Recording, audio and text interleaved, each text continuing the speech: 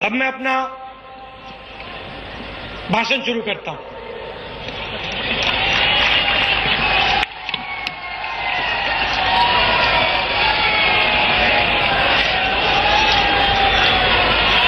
जोश काफी है आप लोगों में? हाँ, सुनाओ सुनाओ सुनाओ जोर से।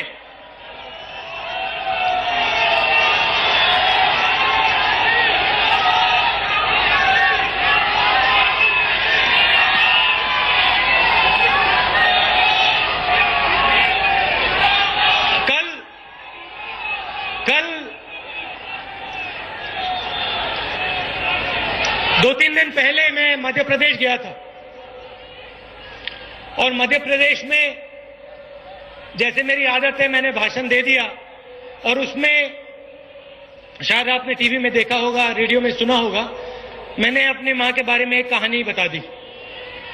जब पार्लियामेंट में वो फूड बिल हो रहा था, आपने सुना? आपने जब पार्लियामेंट में फूड बिल हो रहा था तो मां बीमार थी तो मैंने उनके बारे में कह दिया। तो फिर जब मैं वापस आया तो मेरी मां का फोन आया और उन्होंने कहा, देखो तुम भाषण में जाके मेरी जो कहानी है वो मत बताया करो, ये मेरे अंदर की बात है और तुम जाके मतलब स्टेट से इसको कह देते हो, मुझे अच्छा नहीं लगता है। और उन्होंने मुझे कहा कि अगर तुम कहानी बताना चाहते हो तो तुम अपनी कहानी बताओ, मेरी क्यों बताते हो? और सही है, अगर मैं कहानी बताता हूं तो उनकी नहीं बतानी चाहिए, मुझे अपनी बतानी चाहिए। और मैं यहां आता हूं, कभी कभी भाषण कर जाता हूं, कहता हूं भैया भाईचारा होना चाहिए। और मैं कहता हूं दंगा होता है, लड़ाई होती है, नहीं होनी चाहिए। आतंकवाद के खिलाफ बोलता हूं, मगर मैंने आपसे अपने अंदर की बात नहीं बताई कि मैं आतंकवाद के खिलाफ क्यों बोलता हूं और मेरी सोच क्या है। देखिए, अगर आप राजनीतिक लोगों को देखें तो मेरे परिवार में 2 लोगों को आतंकवादियों ने मारा है, मेरी दादी को और मेरे पिता को।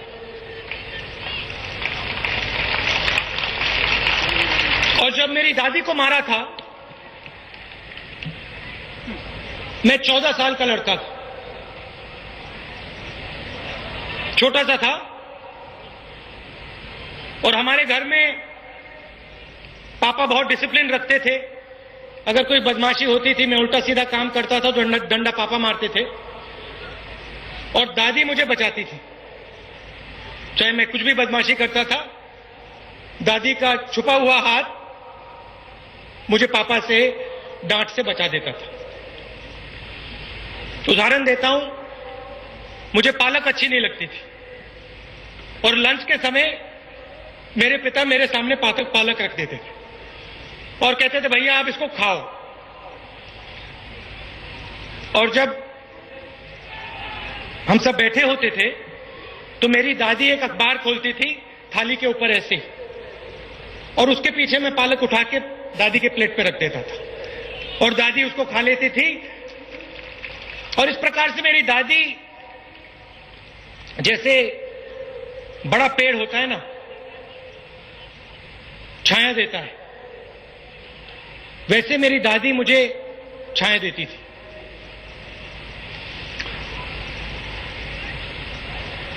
और आपको याद है आतंकवाद का समय था, लड़ाई चल रही थी, पंजाब में गुस्सा था, बाकी जगह गुस्सा था। और ये जो गुस्सा लोगों के दिल में नहीं था, ये डाला गया था, लड़ाई करवाई गई थी। जब मेरी दादी चुनाव हारी थी 77 में, 77 में,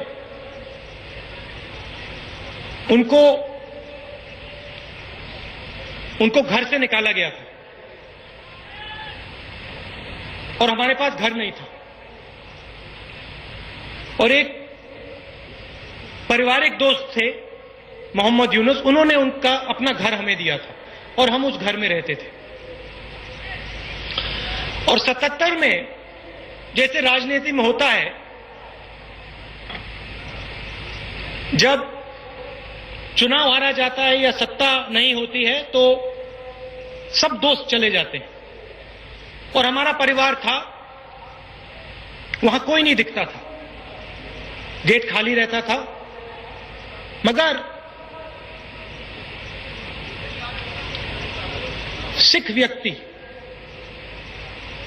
जो सिख थे, और यहां मुझे कोई दिखाई नहीं दे रहे हैं, वो खड़े हैं, जो सिख थे 77 में वो मुझे दिखाई देते थे, और वो मेरी दादी के साथ सबसे बुरे समय में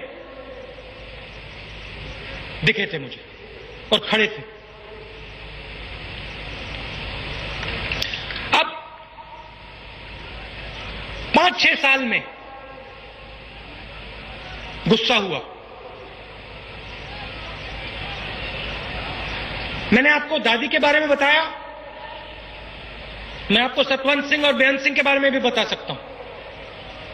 सतवंत सिंह और बेअंत सिंह को मैं जानता था और एक प्रकार से वो मेरे दोस्त थे।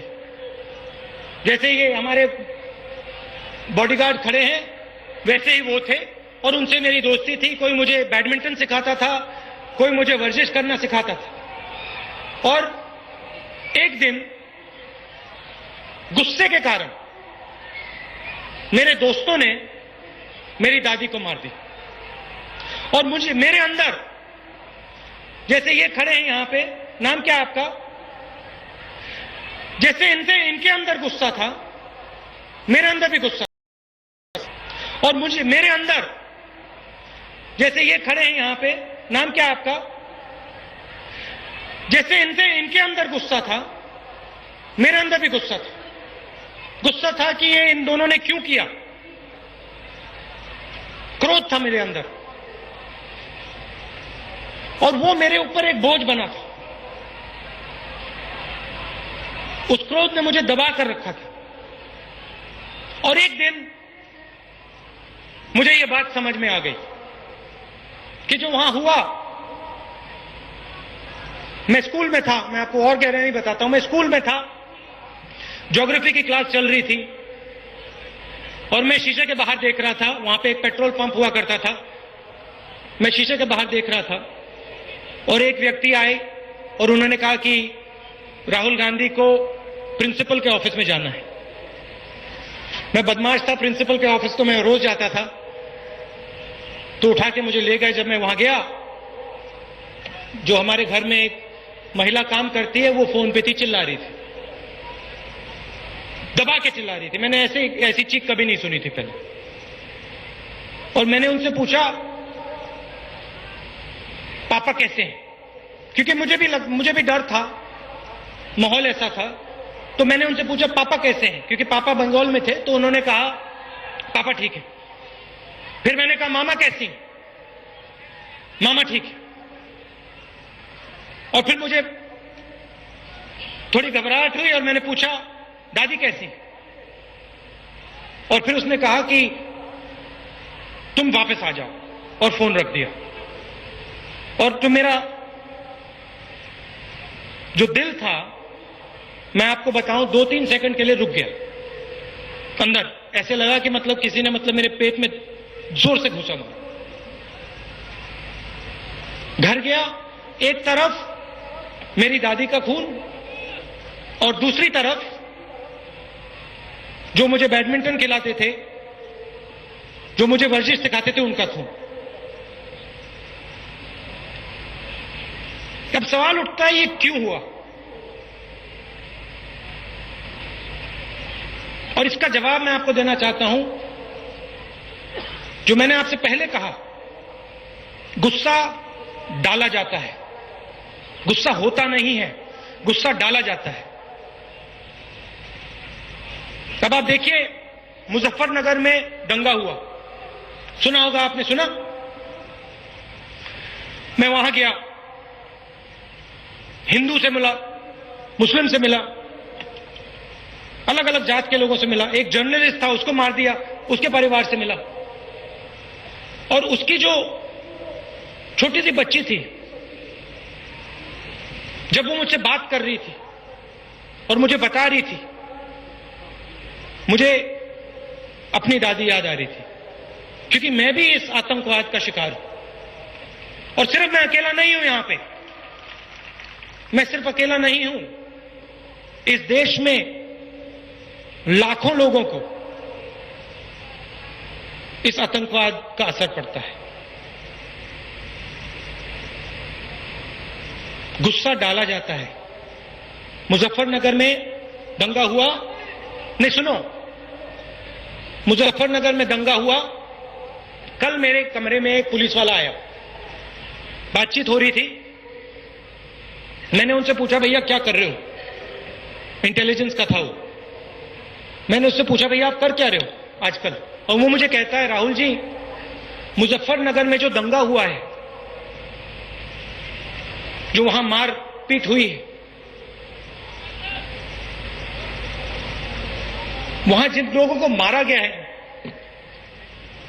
भैया 5 मिनट में नहीं होने वाला है। हाँ, उनको जिनको मारा गया है वहां पे, वो अब पाकिस्तान जाना चाह रहे हैं।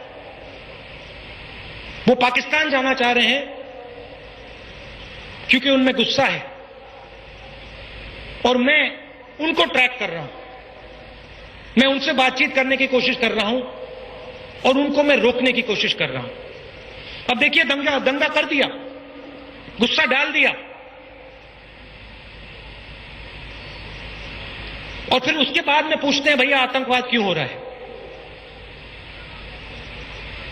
आतंकवाद इसलिए होता है क्योंकि गुस्सा डाला जाता है। और अगर हमारी विपक्ष की पार्टी एक काम करती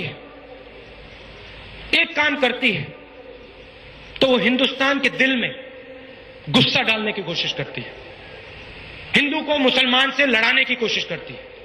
और ये फुल टाइम इनका काम है, फुल टाइम इनका ये काम है। We'll just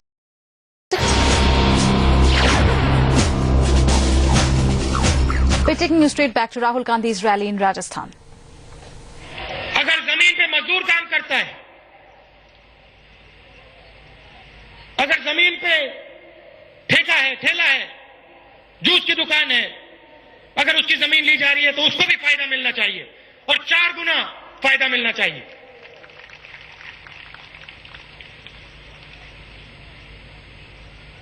यहां देखिए, सबसे बड़ी चीज है युवाओं की शक्ति का प्रयोग करना है। और हमारा जो राजनीतिक सिस्टम है, और ये हर पार्टी की बात है, ये सिर्फ कांग्रेस पार्टी की बात नहीं है, ये बीजेपी, बीएसपी, एसपी, बीजेडी, सबकी बात है। आम जनता की आवाज इन संगठनों के अंदर नहीं है, घुस नहीं पाती, और 500-600 लोग इस देश को चलाते हैं। जब तक आम आदमी की आवाज इन बंद कमरों में नहीं पहुंची, जब तक आप लोगों की आवाज इन बंद कमरों में नहीं पहुंची, जब तक इन महिलाओं की आवाज इन बंद कमरों में नहीं पहुंची, तब तक ये देश आगे नहीं जाने वाला है। और ये गेट जो है, इसको हम खोलेंगे, आप देखना। आपके लिए, प्रधानों के लिए, आम आदमी के लिए हम राजनीतिक सिस्टम में जगह बना के दिखाएंगे।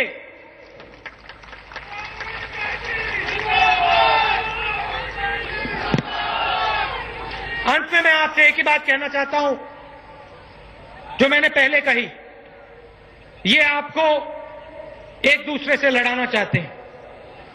ये चाहते हैं कि हिंदू मुसलमान से लड़े, कोई एक जात दूसरे जात से लड़े, और फिर वो फायदा, राजनीतिक फायदा उठाना चाहते हैं।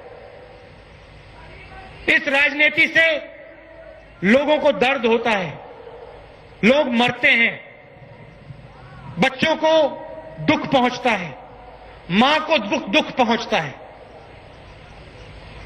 और दूसरी राजनीति भी की जा सकती है, हमने की है, कांग्रेस पार्टी करती है, सबको एक साथ लाने की राजनीति। देखिए, ये कहते हैं भाई हमने सड़क बनाई, एनडीए के समय और यूपीए के समय आप देख लीजिए, जितनी सड़क उनने 5 साल में बनाई, 3 गुना हमने 5 साल में बनाई, 3 गुना। आतंकवाद की बात करते हैं, आपको याद होगा कश्मीर में क्या होता था जब ये एनडीए की सरकार थी, और अब देखो क्या हो रहा है। बहुत फर्क आया है, क्योंकि हम प्यार की राजनीति करते हैं, सबको जोड़ कर ले जाते हैं, और यही हिंदुस्तान को आगे ले जाएगा। आप सब दूर दूर से आए, इसके लिए बहुत बहुत धन्यवाद। जय हिंद।